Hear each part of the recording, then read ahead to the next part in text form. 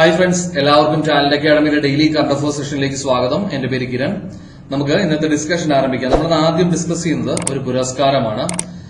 സാഹിതിയുടെ സമഗ്ര സാഹിത്യ പുരസ്കാരമായ സാഹിത്യ ശ്രേഷ്ഠ അവാർഡ് 2020 ഈ പുരസ്കാരത്തിന് അർഹനായിരിക്കുന്നത് നോവലിസ്റ്റായ ഡോക്ടർ ജോർജ് ഓണക്കൂറാണ്. അപ്പോ സാഹിതിയുടെ സമഗ്ര സാഹിത്യ പുരസ്കാരമായ സാഹിത്യ ശ്രേഷ്ഠ പുരസ്കാരം 2020 ലഭിച്ചിരിക്കുന്നത് ആർക്കാണ്? നോവലിസ്റ്റായ ഡോക്ടർ ജോർജ് ഓണക്കൂറിനാണ്. അടുത്ത നമ്മൾ ഡിസ്കസ് ചെയ്യുന്നത് ഒരു ഗവേഷണ പദ്ധതിയാണ്. അതിന്റെ പേര് കോസ്മോസ് മലബാറിക്കസ് എന്നാണ്. ഹോർത്തൂസ് മലബാറിക്കസ് എന്ന പുസ്തകം നമ്മൾ പഠിച്ചിട്ടുണ്ട്. ആരാണ് ഹോർത്തൂസ് മലബാറിക്കസ് എന്ന പുസ്തകം രചിച്ചിരിക്കുന്നത്? ഹെൻറിക് വാൻ റീഡ് ആണ്. അപ്പോൾ 17ാം നൂറ്റാണ്ടിൽ ക്ലാസിക്കൽ ഡച്ച് ഭാഷയിൽ കേരളത്തെക്കുറിച്ച് എഴുതപ്പെട്ട ആധികാരിക വിവരങ്ങൾ വീണ്ടെടുത്ത് സംരക്ഷിക്കുക എന്ന ലക്ഷ്യത്തോടു കൂടി നെതർലൻഡ്സ് ഗവൺമെന്റും ഇന്ത്യയും ചേർന്ന് ആരംഭിക്കുന്ന ഗവേഷണ പദ്ധതിയാണ് കോസ്മോസ് മലബാറിക്കസ് എന്നുള്ളത്. അപ്പോൾ 17ാം നൂറ്റാണ്ടിൽ ഡച്ച് ഭാഷയിൽ കേരളത്തെക്കുറിച്ച് എഴുതപ്പെട്ട വിവരങ്ങൾ വീണ്ടെടുത്ത് സംരക്ഷിക്കുക എന്ന ലക്ഷ്യത്തോടു കൂടി ഇന്ത്യയും നെതർലൻഡ്സും ചേർന്ന് ആരംഭിക്കുന്ന ഒരു ഗവേഷണ പദ്ധതിയാണ്, റിസർച്ച് പ്രോജക്റ്റ് ആണ് കോസ്മോസ് മലബാറിക്കസ് എന്നുള്ളത്. അടുത്ത് ഡിസ്കസ് ചെയ്യുന്നതും നമ്മുടെ രാജ്യത്തെ പറ്റിയാണ്. OECD Organisation of Economic Cooperation and Development, OECDയുടെ ആസ്ഥാനം സ്ഥിതി ചെയ്യുന്നത് ഫ്രാൻസിലെ പാരീസിലാണ്. അപ്പോൾ വികസിത രാജ്യങ്ങളിൽ ഉന്നത സമ്പന്നരുടെ കുടിയേറ്റത്തിൽ ഏറ്റവും മുന്നിലുള്ള രാജ്യം ഇന്ത്യയാണ്. അപ്പോൾ OECD അംഗരാജ്യങ്ങളിലേക്കുള്ള ഉന്നത വിദ്യാസമ്പന്നരുടെ കുടിയേറ്റത്തിൽ ഏറ്റവും മുന്നിലുള്ള രാജ്യം ഏതാണ്? ഇന്ത്യയാണ്. രണ്ടാമതുള്ളത് ചൈനയും മൂന്നാമത് ഫിലിപ്പീൻസുമാണ്. അപ്പോൾ ഓർമ്മിച്ചു വെച്ചിരിക്കാം, OECD Organisation of Economic Cooperation and development, OECD അംഗരാജ്യങ്ങളിലേക്കുള്ള ഉന്നത വിദ്യാസമ്പന്നരുടെ ഹൈ ക്വാളിഫൈഡ് ആയിട്ടുള്ള ആൾക്കാരുടെ മൈഗ്രേഷനിൽ ഏറ്റവും മുന്നിലുള്ള രാജ്യം ഏതാണ്? ഇന്ത്യയാണ്. അടുത്ത നമ്മൾ ഡിസ്കസ് ചെയ്യുന്നത് ഒരു കേന്ദ്ര സർക്കാർ പദ്ധതിയാണ്. അതിന്റെ പേര് മിഷൻ കോവിഡ് സുരക്ഷ എന്നാണ്. കോവിഡ് പ്രതിരോധത്തിന്റെ ഭാഗമായിട്ട് കോവിഡ് വാക്സിന്റെ നിർമ്മാണം വേഗത്തിലാക്കുക എന്ന ലക്ഷ്യത്തോടു കൂടി കേന്ദ്ര സർക്കാർ ആരംഭിച്ചൊരു പദ്ധതിയാണ് മിഷൻ കോവിഡ് സുരക്ഷ എന്നുള്ളത്. അപ്പോൾ ഓർമ്മിച്ചു വെച്ചിരിക്കാം, കോവിഡ് വാക്സിന്റെ നിർമ്മാണം വേഗത്തിലാക്കുക എന്ന ലക്ഷ്യത്തോടു കൂടി കേന്ദ്ര സർക്കാർ ആരംഭിച്ച പദ്ധതിയാണ് മിഷൻ കോവിഡ് സുരക്ഷ എന്നുള്ളത്. ഈ പദ്ധതിയുടെ ഭാഗമായിട്ട് കോവിഡ് വാക്സിന്റെ ഗവേഷണം, അതിന്റെ റിസർച്ച്, അതുപോലെ തന്നെ അതിന്റെ വിതരണം, ഡിസ്ട്രിബ്യൂഷൻ, അതുപോലെ പ്രീ ക്ലിനിക്കൽ, ക്ലിനിക്കൽ വികസനം, ലബോറട്ടറികളുടെ നിലവാരം ഉയർത്തുക, മൃഗങ്ങളിലുള്ള പരീക്ഷണം കാര്യക്ഷമമാക്കുക, വാക്സിൻ നിർമ്മാണ സൗകര്യങ്ങൾ ലഭ്യമാക്കുക തുടങ്ങിയവയൊക്കെ ഈ പദ്ധതിയുടെ ഭാഗമാണ്. അപ്പോൾ കോവിഡ് വാക്സിൻ നിർമ്മാണം വേഗത്തിലാക്കുക എന്ന ലക്ഷ്യത്തോടു കൂടി 2020 നവംബറിൽ കേന്ദ്ര സർക്കാർ ആരംഭിച്ച പുതിയ പദ്ധതിയാണ് മിഷൻ കോവിഡ് സുരക്ഷ എന്നുള്ളത്. ആരോഗ്യവകുപ്പ് കൈകാര്യം ചെയ്യുന്ന കേന്ദ്രമന്ത്രി ആരാണ്? ഡോക്ടർ ഹർഷവർദ്ധനാണ്. അടുത്ത നമ്മൾ ഡിസ്കസ് ചെയ്യുന്ന ഒരു ചുഴലിക്കാറ്റിനെ പറ്റിയാണ്. 2020 ഡിസംബറിൽ കേരളം, തമിഴ്നാട് തീരപ്രദേശങ്ങളിൽ വീശാൻ സാധ്യതയുള്ള ചുഴലിക്കാറ്റിന്റെ പേരാണ് ബുറേവി. ഈ പേര് നൽകിയിരിക്കുന്നത് മാലദ്വീപാണ്. അപ്പോ 2020 ഡിസംബറിൽ കേരളം, തമിഴ്നാട് തീരപ്രദേശങ്ങളിൽ വീശാൻ സാധ്യതയുള്ള ചുഴലിക്കാറ്റിന്റെ പേര് ബുറേവി. അടുത്ത നമ്മൾ ഡിസ്കസ് ചെയ്യുന്നത് സ്റ്റേറ്റ് ബേസ്ഡ് ആയിട്ടുള്ള കുറച്ച് കാര്യങ്ങളാണ്. അതിലൊന്നാണ് 2020 നവംബറിൽ നിർബന്ധിത മതപരിവർത്തനത്തിനെതിരെ ഓർഡിനൻസ് പുറപ്പെടുവിച്ച സംസ്ഥാനമാണ് ഉത്തർപ്രദേശ്. അപ്പോ നിർബന്ധിത മതപരിവർത്തനത്തിനെതിരെ ഓർഡിനൻസ് പുറപ്പെടുവിച്ച സംസ്ഥാനം ഉത്തർപ്രദേശാണ്. ഉത്തർപ്രദേശിന്റെ ക്യാപിറ്റൽ ലക്നൌ ആണ്. ഉത്തർപ്രദേശിന്റെ മുഖ്യമന്ത്രി ശ്രീ യോഗി ആദിത്യനാഥ് ആണ്. ഗവർണർ ശ്രീമതി ആനന്ദിബെൻ പട്ടേലാണ്. അപ്പൊ 2020 നവംബറിൽ നിർബന്ധിത മതപരിവർത്തനത്തിനെതിരെ ഓർഡിനൻസ് പുറപ്പെടുവിച്ച സംസ്ഥാനം ഏതാണ്? ഉത്തർപ്രദേശിലാണ്. അടുത്ത നമ്മൾ ഡിസ്കസ് ചെയ്യുന്നത് നോർത്ത് ഈസ്റ്റേൺ സ്റ്റേറ്റ് ആയ വടക്കുകിഴക്കൻ സംസ്ഥാനമായ നാഗാലാൻഡിനെ പറ്റിയാണ്. നാഗാലാൻഡ് രൂപം കൊള്ളുന്നത് 1963 ഡിസംബർ മാസം 1 അപ്പോൾ നാഗാലാൻഡ് സ്റ്റേറ്റിന്റെ ഫൗണ്ടേഷൻ ഡേ ആണ് ഡിസംബർ മാസം 1. നാഗാലാൻഡ് തലസ്ഥാനം നമുക്കറിയാം കോഹിമയാണ്. നാഗാലാൻഡ് ഗവർണർ ശ്രീ RN രവിയാണ്. നാഗാലാൻഡ് മുഖ്യമന്ത്രി ശ്രീ നെഫ്യൂ റിയോ ആണ്. അപ്പോ നാഗാലാൻഡ് സംസ്ഥാനം രൂപം കൊള്ളുന്നത് എന്നാണ്? 1963 ഡിസംബർ മാസം 1 തീയതിയാണ്. അടുത്ത നമ്മൾ ഡിസ്കസ് ചെയ്യുന്നത് അസം സർക്കാർ ആരംഭിച്ചൊരു പദ്ധതിയാണ്. അതിന്റെ പേര് അരുണോദയ് സ്കീം എന്നാണ്. അസം സർക്കാർ ആരംഭിച്ച ഒരു ധനസഹായ പദ്ധതിയാണ് അരുണോദയ് സ്കീം എന്നുള്ളത്. സംസ്ഥാനത്തെ സ്ത്രീകൾ കുടുംബനാഥകളായിട്ടുള്ള കുടുംബങ്ങൾക്കും അതുപോലെ തന്നെ ഭിന്നശേഷിക്കാർക്കുമായിട്ട് ധനസഹായങ്ങൾ ഡയറക്ട് ട്രാൻസ്ഫർ ആയിട്ട് അവരുടെ ബാങ്ക് അക്കൗണ്ടിൽ എത്തിക്കുന്ന അസം സർക്കാരിന്റെ പദ്ധതിയാണ് അരുണോദയ് സ്കീം എന്നുള്ളത്.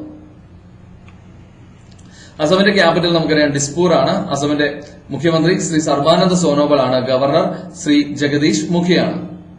അടുത്ത് നമ്മൾ ഡിസ്കസ് ചെയ്യുന്നത് കഴിഞ്ഞ ദിവസം ഉദ്ഘാടനം ചെയ്യപ്പെട്ട ഒരു തടാകത്തെ പറ്റിയാണ്. അതിന്റെ പേര് സൂര്യാധർ തടാകം എന്നാണ്. സൂര്യാധർ ഝീൽ ഉത്തരാഖണ്ഡിലെ ഡെറാഡൂണിൽ കഴിഞ്ഞ ദിവസം ഉദ്ഘാടനം ചെയ്ത തടാകമാണ് സൂര്യാധർ തടാകം. കുടിവെള്ള ആവശ്യത്തിനും അതുപോലെ തന്നെ കാർഷിക ആവശ്യത്തിനും ടൂറിസം പ്രൊമോഷന്റെയൊക്കെ ഭാഗമായിട്ടാണ് ഇങ്ങനെ ഒരു തടാകം ഉത്തരാഖണ്ഡിലെ ഡെറാഡൂണിൽ നിർമ്മിച്ചിരിക്കുന്നത്. അതിന്റെ പേര് സൂര്യാധർ തടാകം എന്നാണ്. ഉത്തരാഖണ്ഡിന്റെ മുഖ്യമന്ത്രി ശ്രീ ത്രിവേന്ദ്ര സിംഗ് റാവത്താണ്. ഗവർണർ ശ്രീമതി ബേബി റാണി മൌര്യയാണ്. അടുത്ത നമ്മൾ ഡിസ്കസ് ചെയ്യുന്നത് ഇന്ത്യയിലെ ഏറ്റവും വേഗതയേറിയ 24 കോച്ചുകളുള്ള ട്രെയിനാണ് പ്രയാഗ്രാജ് എക്സ്പ്രസ്. അപ്പോ പ്രയാഗ്രാജ് എന്നുള്ളത് ഏത് സ്ഥലത്തിന്റെ പുതിയ പേരാണ്? ഉത്തർപ്രദേശിലെ അലഹബാദിന്റെ പുതിയ പേരാണ് പ്രയാഗ്രാജ് എന്നുള്ളത്. അപ്പോൾ 24 കോച്ചുകളുള്ള ഇന്ത്യയിലെ ഏറ്റവും വേഗതയേറിയ ട്രെയിനാണ് പ്രയാഗ്രാജ് എക്സ്പ്രസ്. ഇതിന്റെ വേഗത 130 km/h ആണ്. ഉത്തർപ്രദേശിലെ പ്രയാഗ്രാജ് മുതൽ ന്യൂഡൽഹി വരെയാണ് പ്രയാഗ്രാജ് എക്സ്പ്രസ് സർവീസ് നടത്തുന്നത്. അപ്പോൾ 24 കോച്ചുകളുള്ള ഇന്ത്യയിലെ ഏറ്റവും വേഗതയേറിയ ട്രെയിൻ ഏതാണ്? പ്രയാഗ്രാജ് എക്സ്പ്രസ് ആണ്. ഉത്തർപ്രദേശിലെ പ്രയാഗ്രാജ് മുതൽ ന്യൂഡൽഹി വരെയാണ് പ്രയാഗ്രാജ് എക്സ്പ്രസ് സർവീസ് നടത്തുന്നത്. ഇതിന്റെ വേഗം 130 km/h ആണ്. അടുത്ത് ഡിസ്കസ് ചെയ്യുന്നത് 1-2 അപ്പോയിന്റ്മെന്റ് ആണ്. സംഗീത സംവിധായകനായ ഓസ്കർ അവാർഡ് ജേതാവ് ശ്രീ AR റഹ്മാനെ ബാഫ്ത ലണ്ടൻ ആസ്ഥാനമായുള്ള British Academy of Film and Television Arts ബാഫ്തയുടെ ബ്രേക്ക് ത്രൂ ഇനിഷ്യേറ്റീവിന്റെ ഇന്ത്യൻ അംബാസഡറായിട്ട് നിയമിച്ചിരിക്കുകയാണ്. അപ്പോൾ BAFTA British Academy of Film and Television ആർട്സിന്റെ ബ്രേക്ക് ത്രൂ ഇനിഷ്യേറ്റീവിന്റെ ഇന്ത്യൻ അംബാസഡറായിട്ട് നിയമിതനായിരിക്കുന്നത് ആരാണ്? സംഗീതജ്ഞനായ ശ്രീ AR റഹ്മാനാണ്.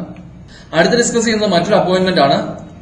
ലോക്സഭയുടെ സെക്രട്ടറി ജനറലായിട്ട് 2020 നവംബറിൽ നിയമിതനായിരിക്കുകയാണ് ശ്രീ ഉത്പൽ കുമാർ സിംഗ് IAS. അപ്പോ ലോക്സഭയുടെ സെക്രട്ടറി ജനറലായിട്ട് നിയമിതനായിരിക്കുന്നത് ആരാണ്? ശ്രീ ഉത്പൽ കുമാർ സിംഗ് IAS ആണ്. ലോക്സഭയുടെ സ്പീക്കർ ആരാണ്? ശ്രീ ഓം ബിർളയാണ്. അടുത്ത് നമ്മൾ ഡിസ്കസ് ചെയ്യുന്നത് ഡിക്ഷണറിയായ Merriam Webster 2020 word of the year ആയിട്ട് തെരഞ്ഞെടുത്തിരിക്കുന്നത് പാൻഡമിക് എന്ന വേർഡിനെയാണ്. അപ്പോ മെരിയം വെബ്സ്റ്റർ എന്ന dictionary 2020 word of the year ആയിട്ട് തെരഞ്ഞെടുത്തിരിക്കുന്നത് പാൻഡമിക്കിനെയാണ്. Collins dictionary 2020 word of the year ആയിട്ട് തെരഞ്ഞെടുത്തിരിക്കുന്നത് ലോക്ഡൌണിനെയാണ്. അതുപോലെ Cambridge dictionary 2020 word of the year ആയിട്ട് തെരഞ്ഞെടുത്തിരിക്കുന്നത് ക്വാറന്റൈൻ എന്ന വേർഡാണ്. അപ്പോ ഈ ഡിക്ഷണറികളും അതിന്റെയൊക്കെ വേർഡ് ഓഫ് ദി ഇയർ ഏതൊക്കെയാണെന്നുള്ളതൊക്കെ ഒന്ന് നോട്ട് ചെയ്ത് വെച്ചേക്കുക. അടുത്ത നമ്മൾ ഡിസ്കസ് ചെയ്യുന്നത് സ്പോർട്സ് റിലേറ്റഡ് ആയിട്ടുള്ള ന്യൂസ് ആണ്. ഓസ്ട്രേലിയയിലെ വിമൻസ് T20 ലീഗായ വിമൻസ് ബിഗ് ബാഷ് ലീഗ് 2020 ജേതാക്കളായിട്ട് മാറിയിരിക്കുന്നത് സിഡ്നി തണ്ടർ ആണ്. അപ്പോ 2020 വിമൻസ് ബിഗ് ബാഷ് ലീഗിന്റെ ജേതാക്കൾ സിഡ്നി തണ്ടർ ആണ്. റണ്ണർ-അപ്പ് മെൽബൺ സ്റ്റാർസ് ആണ്. IPL നമുക്കറിയാം, ഇന്ത്യൻ പ്രീമിയർ ലീഗ്. BCCI വിമൻസിനായിട്ട് വനിതകൾക്കായിട്ട് നടത്തുന്ന ലീഗ് മത്സരമാണ് women's T20 challenge. 2020 women's T20 challenge ജേതാക്കളായിരിക്കുന്നത് ട്രയൽ ബ്ലേസേഴ്സ് എന്ന ടീമാണ്. അടുത്ത നമ്മൾ ഡിസ്കസ് ചെയ്യുന്നത് UEFA Champions League football tournament ആയ UEFA Union of European Football Association. അപ്പൊ യൂണിയൻ ഓഫ് യൂറോപ്യൻ ഫുട്ബോൾ അസോസിയേഷന്റെ ചാമ്പ്യൻസ് ലീഗ് പുരുഷ വിഭാഗം ഫുട്ബോൾ മത്സരം നിയന്ത്രിക്കുന്ന ആദ്യ വനിതാ റഫറിയാണ് ഫ്രാൻസ് സ്വദേശിനി സ്റ്റെഫാനി ഫ്രാപ്പാർട്ട്. അപ്പോ യുവേഫ ചാമ്പ്യൻസ് ലീഗിൽ പുരുഷ വിഭാഗം ഫുട്ബോൾ മത്സരം നിയന്ത്രിക്കുന്ന ആദ്യ വനിതാ റഫറി ആരാണ്? ഫ്രാൻസ് സ്വദേശിനിയായ സ്റ്റെഫാനി ഫ്രാപ്പാർട്ടാണ്. അടുത്ത് ഡിസ്കസ് ചെയ്യുന്നത് സിനിമ റിലേറ്റഡ് ആയിട്ടുള്ള ഒരു ന്യൂസ് ആണ്. 2018 തായ്ലൻഡിലെ താം ലുവാങ് ഗുഹയിൽ നടത്തിയ രക്ഷാപ്രവർത്തനത്തെ ആസ്പദമാക്കി നിർമ്മിക്കുന്ന സിനിമയാണ് 13 ലീവ്സ് എന്നുള്ളത്. അപ്പോ 2018 തായ്ലൻഡിലെ താം ലുവാങ് ഗുഹയിൽ നടത്തിയ രക്ഷാപ്രവർത്തനത്തെ ആസ്പദമാക്കി നിർമ്മിക്കുന്ന സിനിമയുടെ പേര് 13 ലീവ്സ് എന്നാണ്. ഇത് സംവിധാനം ചെയ്യുന്നത് ഓസ്കാർ അവാർഡ് ജേതാവായ റോൺ ഹോവാർഡാണ്. അടുത്ത് നമ്മൾ ഡിസ്കസ് ചെയ്യുന്ന 1-2 ദിനങ്ങളാണ്. എല്ലാ വർഷവും നവംബർ മാസം 30 നമ്മൾ കമ്പ്യൂട്ടർ സെക്യൂരിറ്റി ഡേ ആയിട്ടാണ് ആചരിക്കുന്നത്. അതുപോലെ 2020 നവംബർ 30 സിഖ് മത സ്ഥാപകനായ ശ്രീ ഗുരു നാനാക്കിന്റെ ജന്മദിനമായിട്ട് കൂടി നമ്മൾ ആചരിക്കുന്നുണ്ട്. അപ്പോൾ ഗുരു നാനാക്ക് ജയന്തി കൂടെയാണ് 2020 നവംബർ 30. ഇദ്ദേഹത്തിന്റെ 551 ജന്മവാർഷികമാണ് നമ്മൾ 2020 ആചരിച്ചത്. ഇന്നത്തെ ദിവസത്തിന്റെ പ്രത്യേകത നമുക്കറിയാം, ഇന്ന് ലോക എയ്ഡ്സ് ദിനമാണ്. വിവിധ സംഘടനകളുടെ നേതൃത്വത്തിൽ എല്ലാ വർഷവും ഡിസംബർ മാസം 1 ലോക എയ്ഡ്സ് ദിനമായിട്ടാണ് നമ്മൾ ആചരിക്കുന്നത്. 2020 ലോക എയ്ഡ്സ് ദിനത്തിന് ഐക്യരാഷ്ട്രസഭ നൽകുന്ന പ്രമേയം ഇതാണ്: ഗ്ലോബൽ സോളിഡാരിറ്റി ഷെയർഡ് റെസ്പോൺസിബിലിറ്റി. അപ്പോ 2020 ലോക എയ്ഡ്സ് ദിനത്തിന് ഐക്യരാഷ്ട്രസഭയുടെ പ്രമേയം ഗ്ലോബൽ സോളിഡാരിറ്റി ഷെയർഡ് റെസ്പോൺസിബിലിറ്റി എന്നാണ്. ലോകാരോഗ്യ സംഘടനയുടെ എയ്ഡ്സ് ദിന പ്രമേയം global solidarity and resilient HIV services എന്നാണ്. അപ്പൊ ഈ പ്രമേയങ്ങൾ ഓർമ്മിച്ച് വെച്ചേക്കുക, മാറിപ്പോകരുത്. ഐക്യരാഷ്ട്രസഭയുടെ എയ്ഡ്സ് ദിന പ്രമേയം ഗ്ലോബൽ സോളിഡാരിറ്റി ഷെയർ റെസ്പോൺസിബിലിറ്റി എന്നാണ്. ലോകാരോഗ്യ സംഘടനയുടെ WHO യുടെ എയ്ഡ്സ് ദിന പ്രമേയം global solidarity and resilient HIV services എന്നാണ്. ലോകാരോഗ്യ സംഘടനയുടെ ഡയറക്ടർ ജനറൽ ആരാണ്? ടെഡ്രോസ് അഥനമാണ്. ഇനി ഒരു വിയോഗമാണ്. 2020 നവംബറിൽ കോവിഡ് ബാധയെ തുടർന്ന് അന്തരിച്ച മുതിർന്ന BJP നേതാവും അതുപോലെ തന്നെ രാജസ്ഥാൻ MLAയുമായ വ്യക്തിയാണ് കിരൺ മഹേശ്വരി. ഇനി ഇന്നത്തെ ക്വസ്റ്റ്യൻ ഓഫ് ദി ഡേ ആണ്.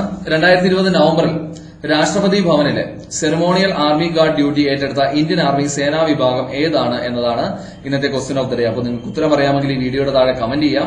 ഉത്തരം അറിയില്ലെങ്കിൽ തീർച്ചയായിട്ടും നിങ്ങൾ കഴിഞ്ഞ ദിവസത്തെ വീഡിയോ പോയി കാണുക. ആ വീഡിയോയുടെ ലിങ്ക് നമ്മൾ ഈ സ്ക്രീനിന്റെ ടോപ്പിൽ കൊടുക്കുന്നുണ്ട്. അത് ക്ലിക്ക് ചെയ്ത് കഴിഞ്ഞാൽ നിങ്ങൾക്ക് കഴിഞ്ഞ ദിവസത്തെ വീഡിയോ കാണാനായിട്ട് സാധിക്കും. ആ വീഡിയോ കണ്ട് പോയിന്റ്സ് ഒക്കെ നോട്ട് ചെയ്ത് വെച്ച് പഠിക്കുക. അതുപോലെ കഴിഞ്ഞ ദിവസം നമ്മൾ ചോദിച്ചിരുന്ന ചോദ്യമാണ് 2020 നവംബറിൽ ജമ്മു കാശ്മീർ കേന്ദ്രഭരണ പ്രദേശത്തെ പാക് തീവ്രവാദ പ്രവർത്തനങ്ങൾ നേരിടുന്നതിന് ഇന്ത്യൻ ആർമി ആരംഭിച്ച ഓപ്പറേഷൻ ഏതായിരുന്നു എന്നുള്ളത്. അപ്പോൾ പാക് തീവ്രവാദ പ്രവർത്തനങ്ങൾ നേരിടുന്നതിന് Indian army Jammu and Kashmir കേന്ദ്രഭരണ പ്രദേശത്ത് ആരംഭിച്ച ഓപ്പറേഷനാണ് ഓപ്പറേഷൻ 500. ഓക്കെ ഫ്രണ്ട്സ്, അപ്പൊ ഇന്നത്തെ വീഡിയോയിൽ നമ്മൾ ഡിസ്കസ് ചെയ്തത് ടാലന്റ് അക്കാഡമിയുടെ ഡെയിലി കറന്റ് അഫയേഴ്സ് അപ്ഡേറ്റ്സുകളാണ്. ടാലന്റ് അക്കാഡമിയുടെ ഡെയിലി കറന്റ് അഫയേഴ്സ് അപ്ഡേറ്റ്സ് നിങ്ങൾക്ക് ഉപകാരപ്പെടുന്നുണ്ടെങ്കിൽ തീർച്ചയായിട്ടും നിങ്ങളുടെ ഫ്രണ്ട്സിന് അത് ഷെയർ ചെയ്ത് കൊടുക്കുക. നിങ്ങളുടെ അഭിപ്രായങ്ങളൊക്കെ കമന്റ് ചെയ്യുക. ഡെയിലി കറന്റ് അഫയേഴ്സിന്റെ മറ്റൊരു സെഷനുമായിട്ട് നമുക്ക് അടുത്ത ദിവസം കാണാം. അതുവരെയും bye bye and thank you.